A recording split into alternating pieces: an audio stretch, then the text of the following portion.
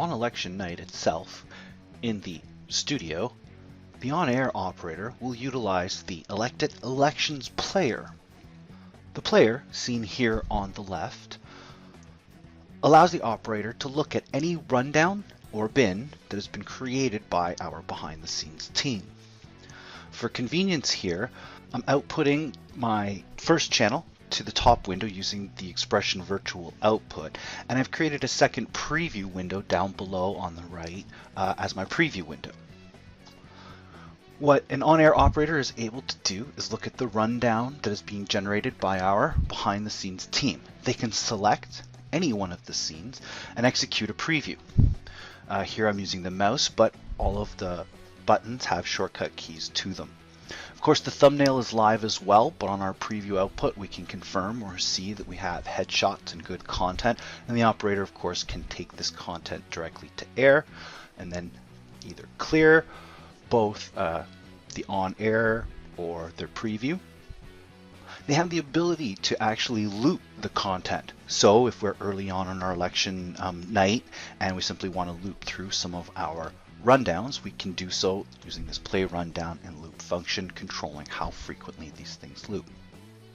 The key, of course, on election night is looking at different events in different places, and that's where the selections player comes in handy. The operator is able to load multiple rundowns. As you can see across the top here, we have multiple tabs.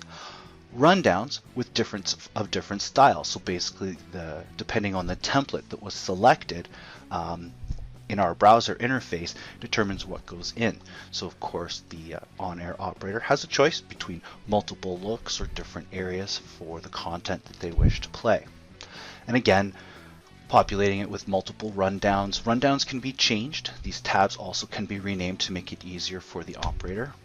But just showing example of the Flare New, which we just created, where we had added 3 contests to it, and what you can see is that rundown is available with all of the election races that we added to it a little earlier.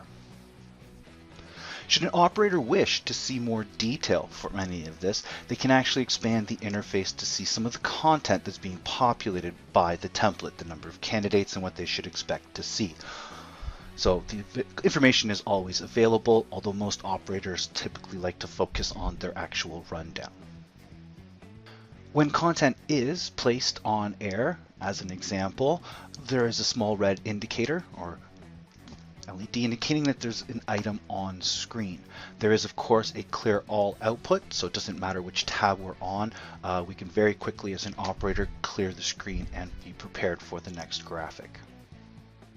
The operator can choose to manually update the rundowns if they're preparing to go for on air for a particular segment to make sure they have the most current, but they can also set the rundowns to auto refresh, in which case they don't have to hit any buttons and the rundowns will constantly update based on whatever the background team is adding and changing through the elected browser's interface.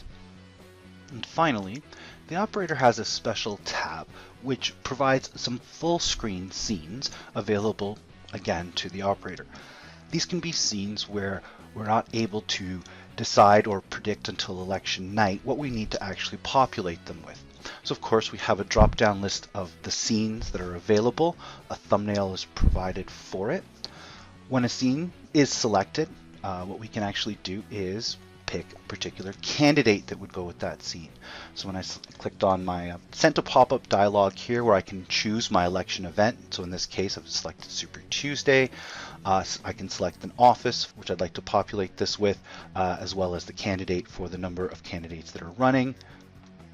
When I say OK to this, it will populate that template with the information we've selected here, and we can add additional caption info. This particular template allows that. So again, depending on the template, whatever information is available.